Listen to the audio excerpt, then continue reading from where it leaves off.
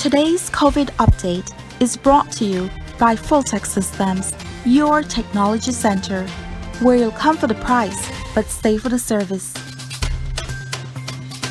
And welcome back. We begin our conversation this morning with a discussion on the state of the tourism industry amid the COVID-19 pandemic. That said, we have with us virtually via Zoom the Chief Executive Officer of the Ministry of Tourism and Diaspora Relations, Nicole Solano. Good morning. Annie, how are you? I'm fine, and you? Good, thanks. All right. We also have the Director. Morning. Morning. We also have with us the Director of the Belize Tourism Board, Evan Tillett. Good morning, Evan. Hi, good morning, Sani. Good morning, Marlene. Good morning, industry stakeholders, and good morning, Belize. Perhaps we can begin by, first of all, discussing your recent trip to the United States, where you visited four cities as part of your diaspora tour. Sure, Isani. Yes, we are just back from a whirlwind tour visiting the diaspora. So it was very good. We went Belize to Houston. We did a town hall meeting and specific meetings with stakeholders there. And then from Houston, we went to Chicago. There again, we did business meetings with entrepreneurs, Belizean entrepreneurs there. We visited Belizean restaurants and met with Belizeans in Chicago. We had town hall meeting there. And then from Chicago, we went to New York. Same format, specific meetings with Belizeans in the diaspora, followed by town hall meetings. And then from New York, we went to Miami. Again, town hall and business meetings. So we met over the week about 400 or so. We rounded up, I think it was more like 390 Belizeans between all of our meetings. What was the feedback like in terms of their participation, in terms of perhaps what they would want to see happen within the tourism industry at this point? Well, remember, our ministry is the Ministry of Tourism and Diaspora Relations. So there's a lot of links between tourism and the diaspora, but there are a lot of extended needs, not only related to tourism. From a tourism perspective, we want to see more and more of Belizeans living abroad return home to visit for tourism. But beyond that, there are a lot of needs. There are consular needs. You may have noticed that we had included as well the ambassador who is in Washington, Ambassador Lin Yong. And he was able to speak to a lot of what is happening with the Embassy of Belize in the US, that is in Washington. And so he was able to answer a lot of the questions related to consular services, which is very much one of the main needs. However, Belizeans abroad have a lot of interest in Belize. We were able to hear from them, not in terms of only what their needs are, but the way that they want to contribute to the country. They're very passionate about Belize, and it was very encouraging, really, to see what their ideas, to listen to their ideas and hear how they were willing to participate. No? Yeah. I wanted to follow up on one question there, especially when it comes to diaspora relations. We've long talked about how important the Belizean diaspora is to the country in many ways, in the remittances, in those who come back and provide technical support to different industries, definitely a big part of the tourism sector as they come back and visit the country. But one of the challenges over the years has been able to put a measure on how big the diaspora is, getting them to register to say that they're a Belizean living abroad. You said you met with about 400, but estimates as to how many Belizeans are living in the United States go way beyond that. What's the plan with that? Yes, we do estimate a conservative figure, about 300,000 Belizeans living abroad across the world. So what we're doing right now is we're trying to encourage them to provide their contact information so that we can stay in touch with them and have an ongoing dialogue. That back and forth is so important, but we can't do that unless we have their contact information, include them on things like mailing lists, hear from them. We've already had quite a number of people sign on to our contact form and provide that information, and this trip in particular has helped that process. So a lot of people understand the importance of staying in touch and trying to find a way to remain engaged. So that process is ongoing. In terms of remittances, and our minister did present this in his presentation. The central bank reported something like $120 million in remittances last year, which was up from 90 million the year before. So during COVID, the diaspora did come and bring quite a significant amount of support for Belizeans at home in terms of specific revenue generation. So let's get Mr. Tillett in on the conversation at this point. Were you also a part of the diaspora tour, Evan? No. I wasn't a part of the diaspora tour. Actually, was in country, focusing on tourism and getting the tourism industry back in terms of recovery.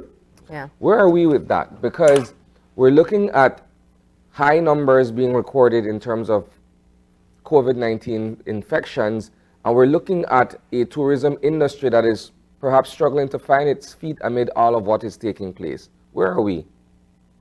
Well, definitely, COVID remains the major challenge for tourism. At the end of the day, if you're a tourist, you want to know that where you're going is safe. In May, June, July, we were trending really good in terms of our arrival numbers, and tourism was doing well. However, with the Delta variant and the fears of caused by the Delta variant, we see where August and September kind of struggled. As the Delta variant fears subside, we should see an improvement in terms of the numbers going into the high season. It is critical for us to continue to push the vaccination mandate. I think we have an opportunity in Belize, because we have access to the vaccines, for us to try and get as much people vaccinated so we can return to some sense of normalcy. The tourism industry, I know they're doing their part. Initially, through the lobbying of our minister, we had gotten about 8,000 vaccines specifically for frontline tourism workers, and in a very short time, that 8,000 was taken up and surpassed in terms of the people in the tourism sector. Let's dive into some of the data here to see where we are now in terms of overnight and cruise to pre-pandemic levels. In terms of overnight, January to June, we have seen arrivals totaling about 148,000 visitors to our shores. In terms of cruise, we are at about 48,000 since cruise opened back in July.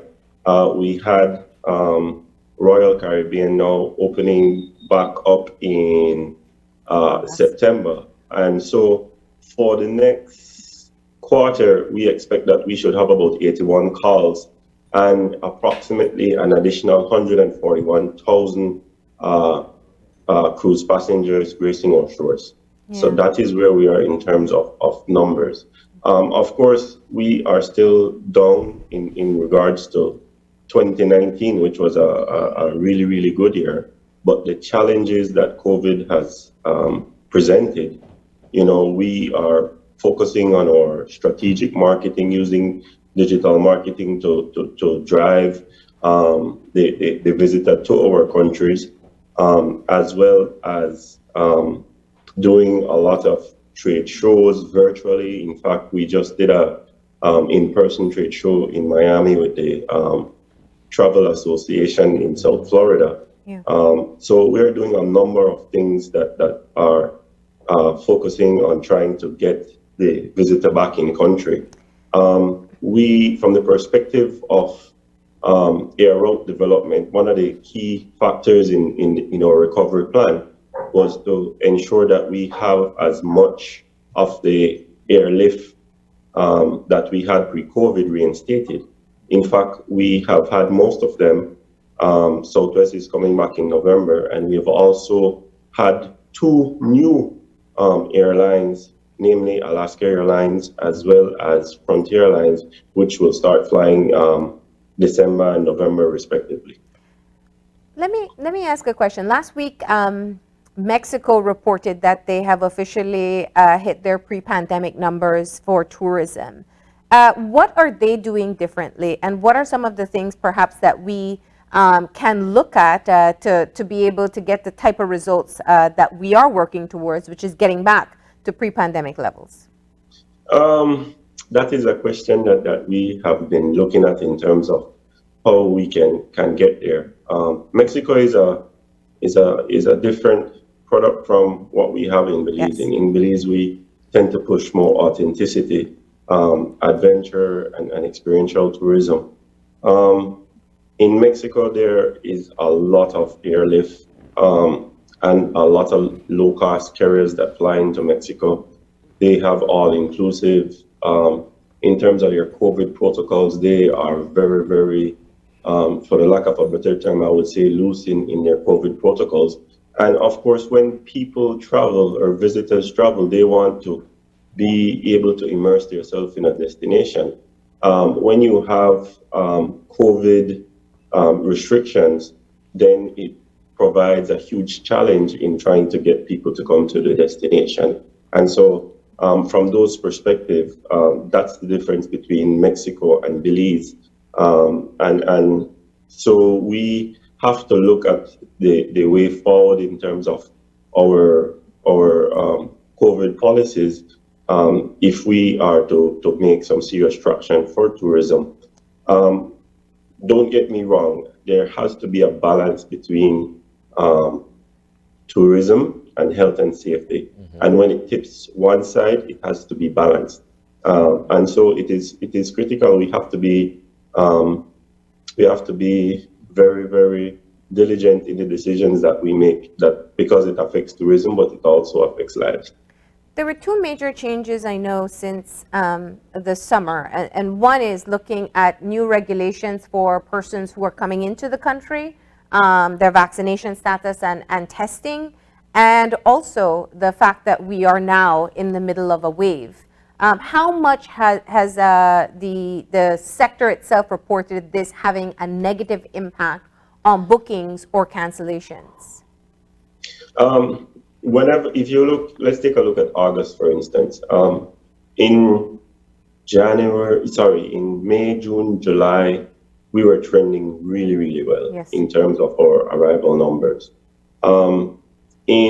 At that time, we were at level 1 in terms of the CDC COVID restrictions. Yeah. And by August, we were at level 4. Also, because our numbers started to shoot up in terms of our COVID numbers in country, there were more stringent measures put in place. Immediately, you saw a dip in terms of reservations for our country, and the private sector reported cancellations. So those things have a direct effect or correlation to what happens in terms of tourism arrivals. What are some of the questions that tourists are asking before coming to the country that help them to make their decision? One of the things definitely is regarding the curfew and the timing. Currently, the big question is, would unvaccinated tourists be allowed to go into restaurants? Because currently we allow unvaccinated people to come in, but the new legislation or regulation states that you have to be vaccinated in order to enter. So there needs to be some clarity on that issue, which we are working on to try and get and to provide for the industry as quickly as possible. How have the independent tour operators been able to adjust in terms of all that is being put forth by the ministry and of course by BTB in terms of compliance to the regulations and dealing with these visitors? We have had a good relationship with the independents. In fact, we have assisted them in terms of COVID packages, which include sanitizers, masks, etc. We have also assisted via our matching small grants program through the BTP, where we assist them in terms of getting ready to open back for the industry. They have been very receptive in terms of the policies, particularly the gold standards that they have to meet in order to operate. And so it has been a good partnership and good collaboration with the independents as well as the rest of the tourism sector. Yeah.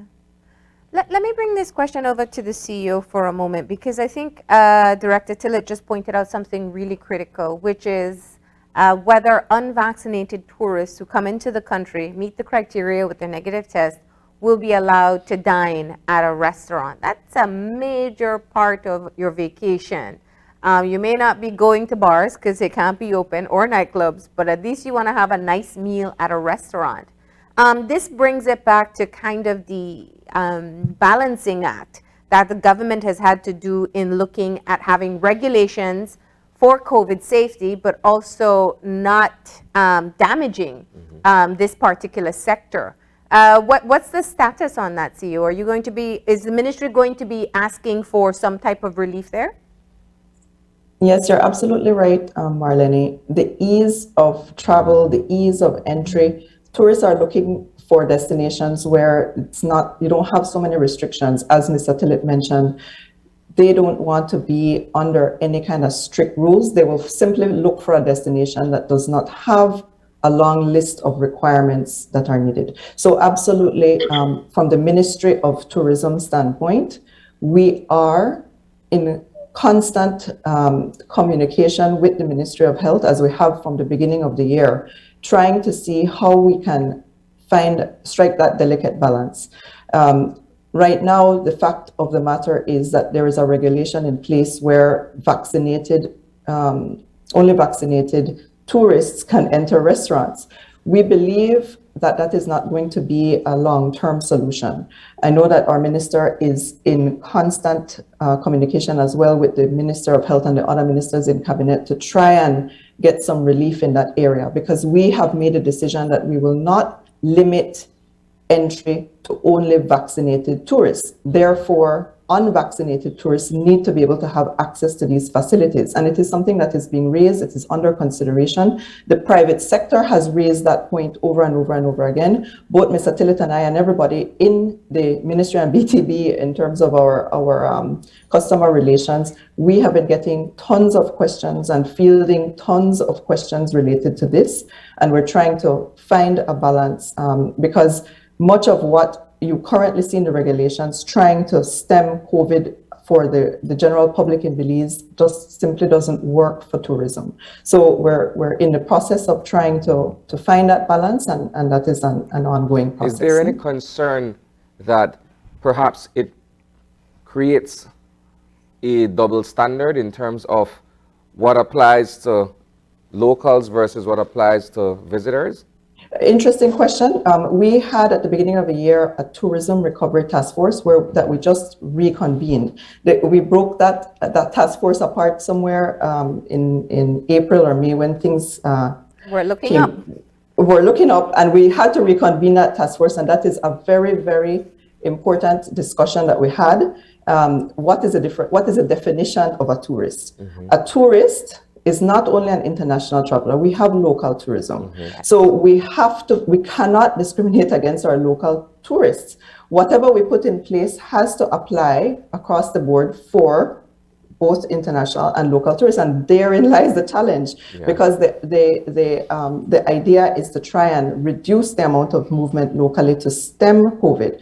But if you look at the tourism industry and you look at the hotels, you look at the gold standards and what is happening not only in the hotel sector but the tour sector, our private sector is prepared. It is not the tourists that are causing the issue. We have tourists arriving with their tests, departing with their tests.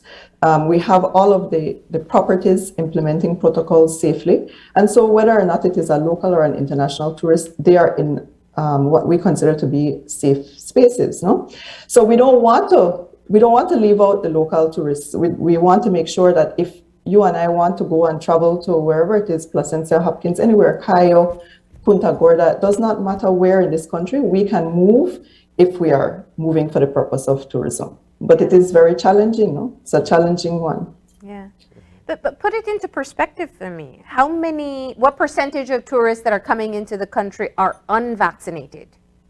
We don't know because that data is not being collected. We know anecdotally because when we do our own checks, first of all, we know that a very small percentage of anyone entering the country, whether it's Belizean or tourists, are testing positive on arrival. They are doing their tests and it's a very small percentage. We have asked the private sector what they think is the number, and we've heard numbers of about 25% of the travelers entering are unvaccinated, and that's in the overnight sector. If you look at the cruise sector, we know that upwards of 98% of the travelers are vaccinated because the cruise lines aren't allowing passengers to board their ships unless they are vaccinated, except for in the case of children or those who have certain conditions that prevent them from being vaccinated. So in the tourism industry, we know that the majority of the people are vaccinated, and we know that our local stakeholders, frontline workers, are also vaccinated. So you're dealing in an environment where you have majority vaccinated people. And so, some of the feedback that we've been getting, the industry is saying, well, if we've done so much to make sure that our employees are vaccinated, we're vaccinated, our guests are vaccinated, why are we under such strict protocols, So some people ask, well, why some of these destinations get special treatment? And the fact of the matter is, within the tourism industry, and what I will refer to loosely right now as tourism destination zones, because there are no zones, Belize, there's tourism all over this country. So you can't isolate certain areas and call them tourism zones because tourism exists everywhere. So where we know that there are the largest pockets of tourism activity, those areas we consider to be safer areas when it comes to COVID because you're dealing with majority vaccinations, no? And of course, still battling. I think Isani's question is one that was really hotly debated when there were exceptions made for the curfew. But I think both of you have mentioned so far that the curfew still is an issue for tourists coming in. And what is the response that the stakeholders are using at this time? I've read articles where the advice is don't travel internationally because you don't know what's going to happen when you get there. You may have stricter measures, lockdowns, or curfews in place, and Belize seems to fall in that category. Correct, and that is exactly what we have to try to combat, because if we don't, we're going to end up with a very difficult high season where we see more and more cancellations. So now is the time that we have to really review what is happening. We have to find a way to operate as safely as we can, because as Mr. Tillett mentioned before, we don't underestimate the effects of COVID, right? We have to take that into consideration. But if we do not look at the economic side and we do not look at tourism specifically, which we always say over and over and again represents 40% of our GDP, we will be in trouble in this high season. And we really do need to make sure that we don't have the kind of cancellations that we will have if we do not make some adjustments. Yeah. And Director Tillett, tell us a bit about what the predictions are for the high season. From the information I've gotten from the private sector in terms of bookings and from our own data, it seems that we should have a good high season if the dynamics doesn't change. Because we thought that we were moving and trending really well until Delta reared its head, no? But the high season right now still looks really good. There were some cancellations, but the bookings have started back, and so we're hoping to have a really good high season. But what we do know in terms of restrictions will have an effect on what happens in high season. And so it's critical that we have a clear plan in terms of how things will be dealt with. And we understand that that is being worked on. And hopefully we can have some clarity to that in a short time. No? All right, let's talk a bit about what is taking place again in some of the destinations. We're looking at San Pedro, Key Carker, Placencia, and even in Hopkins. Aside from the fact that several weeks ago, those destinations were allowed to remain open until 9 o'clock, while the rest of the country was pretty much at 7 o'clock, we were indoors. What is taking place there in terms of the product and in terms of visitors being able to either converge on these particular destinations and kind of help with the economic boost? Well, the majority of visitors right now, I would say 92%, they're coming from the US. Yeah. Canada is still pretty much locked down, and they're at a level 3 where they're telling you non-essential travel should not be done. Europe is opening up slowly. In terms of the destinations, they're doing their marketing. The BTB has a renewed marketing campaign that is focusing on using digital marketing to push the destinations. In fact, right now, I know the marketing director is currently working with her team to develop destination-specific marketing programs that will do exactly what you spoke of in terms of marketing the individual destination, the San Pedro, the Kikaka, the Hopkins, Cayo. And so that, along with the overall marketing trust for the destination, for Belize, I think will continue for us to grow the numbers coming in and get back to some pre-COVID numbers and beyond, because that is the goal. Currently, we are also focusing on revising the National Sustainable Tourism Master Plan, which is critical because that's the roadmap that determines how we grow tourism and grow tourism in a sustainable manner. So we're in the process of updating that as we speak, and that will be the blueprint as we continue to grow tourism. Mm-hmm. Now, you noted before, and I think I wanted to learn a bit more, there was a matching grant program that was rolled out by BTB to help stakeholders. Tell us a bit about how that has been going and some of the innovative ideas you've seen so far. There are two different components to the matching grant program. One that's being operated by the BTB, and that has been going well. We have had over 600 applicants for that program. Mm-hmm. We have assisted over 200 thus far, and we are expecting to assist an additional 200, 250 stakeholders, not only tour operators, but small accommodations, every facet of the tourism sector. Then you also have the IDP matching grants program, mm-hmm. which is being done under the Sustainable Tourism project, which the CEO can give you a little more detail than I can in terms of that. Yes, let me talk a bit about the matching grants. First of all, let me just mention that the matching grants, as the name suggests, mm-hmm. is a matching grants program where the recipient needs to provide matching amounts, contributions, correct.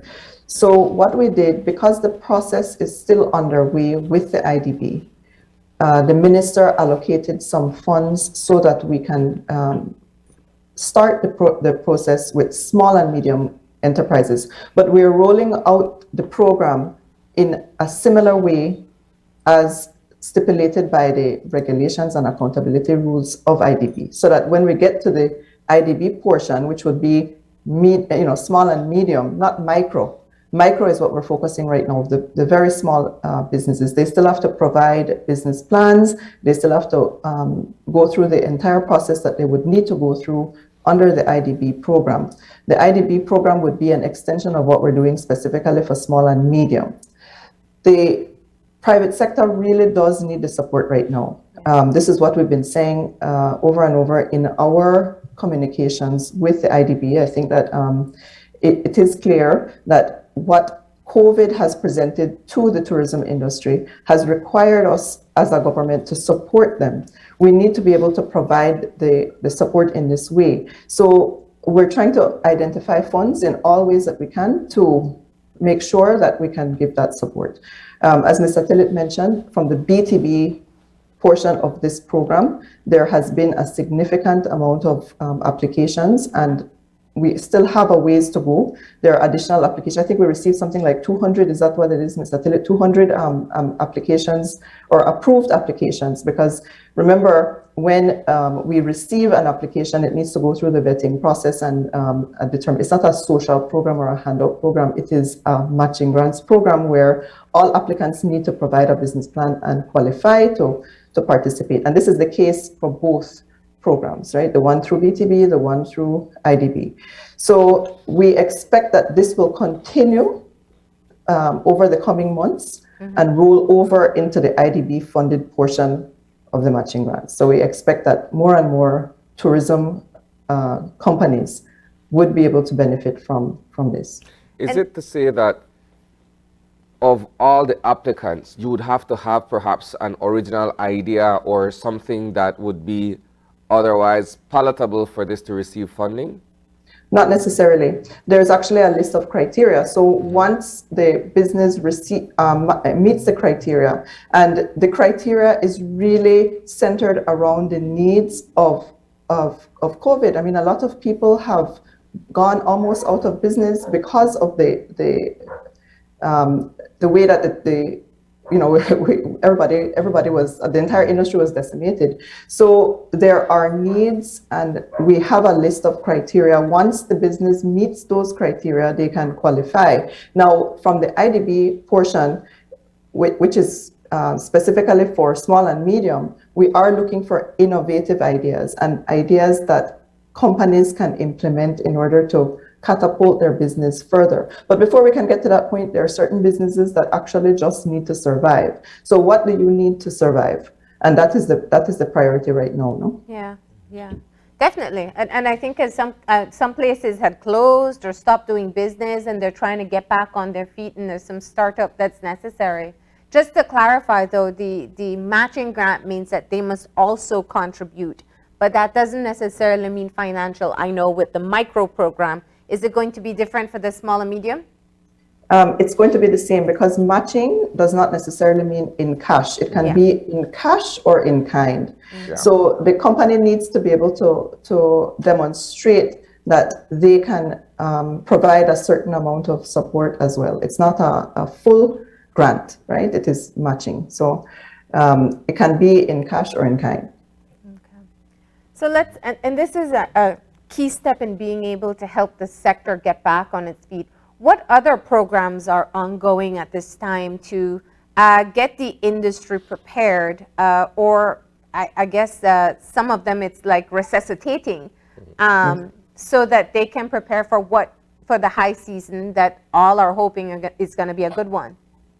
Yes, and I know that Mr. Tillett can speak to some of those, because the BTB is rolling out a significant amount of programs, whether it is under training, whether it is under support for the renewal of fees, because we're not going to be, charging for renewal fees in certain sectors, tour operators, tour guides, whether it is additional innovative programs that I know the BTB has the Innovation Challenge. There are other programs where they're looking at resources and funds through the DFC. There's a number of ways in which we are trying to assist the industry, and BTB has been a leader in trying to make sure that we can meet those needs specifically. Mr. Tillett, I don't know if you have more to contribute there.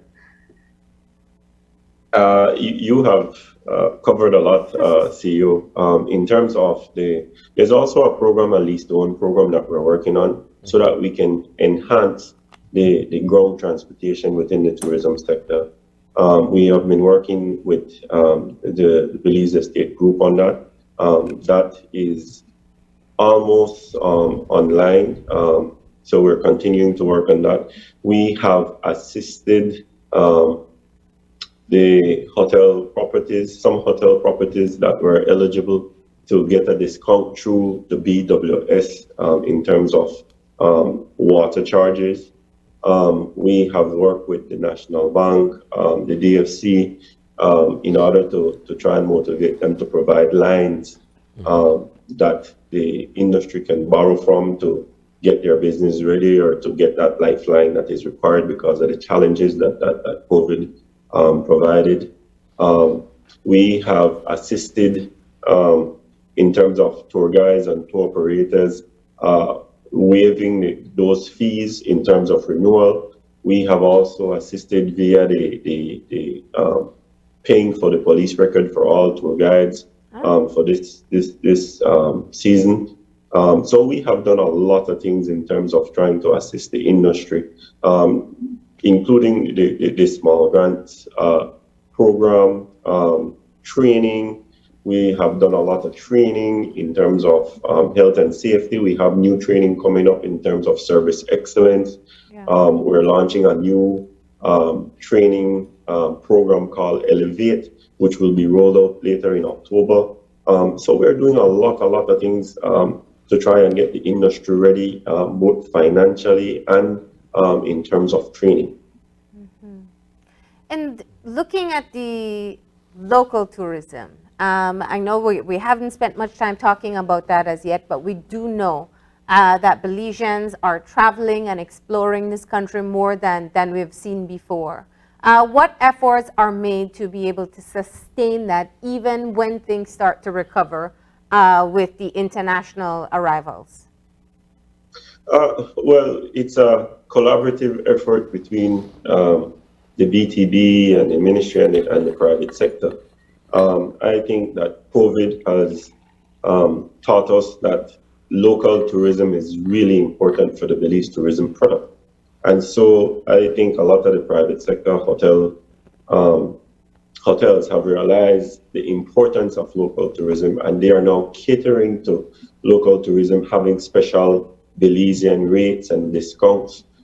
In fact, we are currently working on a program where we can assist by providing a rebate for the local travelers to continue to push local tourism, because it is critical for the survival of a lot of these properties and a mainstay in the tourism product that we're pushing.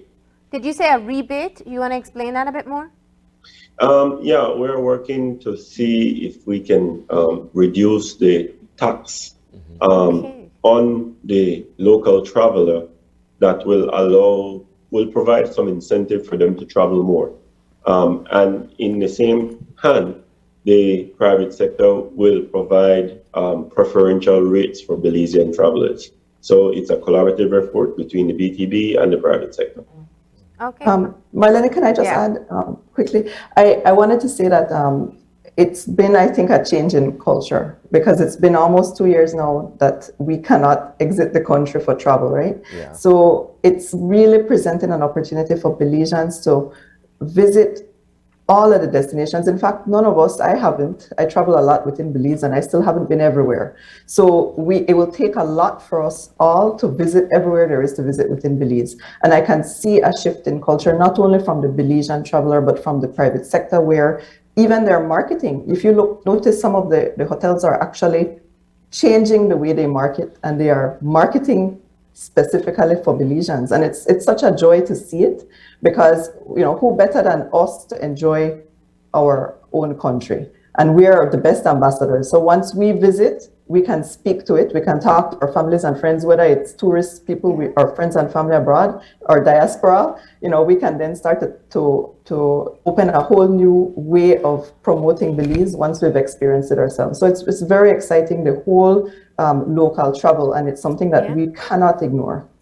I mean, I'm so glad you said that. I think there's a understated ripple effect when Belizeans travel across this country. I post something, my family in the States see it, they come, they go, they post it, their American friends see it or international friends see it, and you've just exposed a destination by having one Belizean travel there.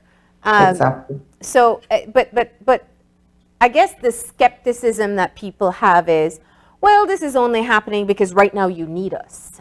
You, the stakeholders, you, the tourism industry, you, the ministry.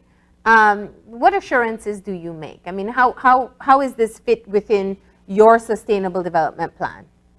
I think you said it just now, the sustainability of the industry does rely on Belizeans being able to travel within their country, and it's part of our authenticity. We have to love Belize first. And so the only way to love Belize as a Belizean is to go out and experience Belize and really be able to express that authentically. And I think in terms of the pricing, I think that is the biggest challenge. Can Belizeans afford to do that? And I see where the private sector is really taking the bull by the horns and trying to make sure that there is accessibility. And they adjust as they see it. I mean, the industry knows that it's important, and they are making those adjustments. Not only, I've seen it happen not only for Belizeans that are resident here, but for the Belizeans who live in the diaspora. You have a lot of Belizean resorts now specifically providing and attracting the diaspora because they hear so much about what's going on in the diaspora. They're actually promoting to the Belizeans living abroad too. Yeah. So I don't think it's a temporary thing. I think it's a shift in the way that we operate, and I see it as a long-term one. I totally agree with the CEO. It's definitely a culture shift, both from the part of the Belizean traveler as well as the private sector. And in talking to private sector will tell you, man, my hotel was full this weekend, and it was full with all Belizeans. And so they recognize the value of the Belizean traveler dollar. And so they will cater to it, and it will be here for a very long time. It's not going anywhere. All right. And lastly, just I think you talked about digital marketing, but looking at the marketing strategy, you know, the Belizean product has been marketed in many different ways, and clearly COVID requires a revamp. What's the new message for travel to Belize?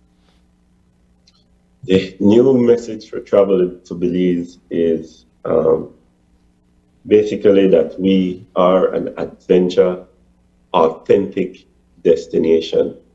And our new marketing campaign is designed along those lines.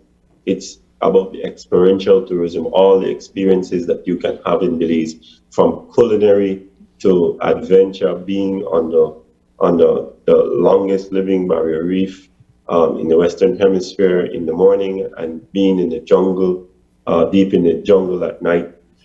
That's a thing that you can only experience in Belize.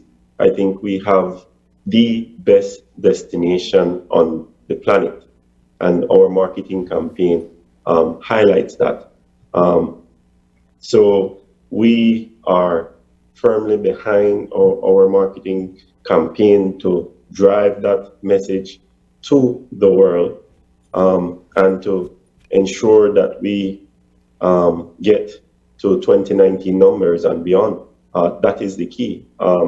We feel that the digital marketing is the great equalizer, because we don't have the budgets of Mexico, Costa Rica, but using the digital platform, we are able to have focus, targeted, strategic marketing. We focus a lot on where we have direct flight routes to Belize, and those feeder cities that feed into those. That has been our target. We have been using data more now to make our marketing decisions, and that has shown a lot of success. We have a marketing committee that we work with as well, that's made up of the private sector, that assists and guide us in direction.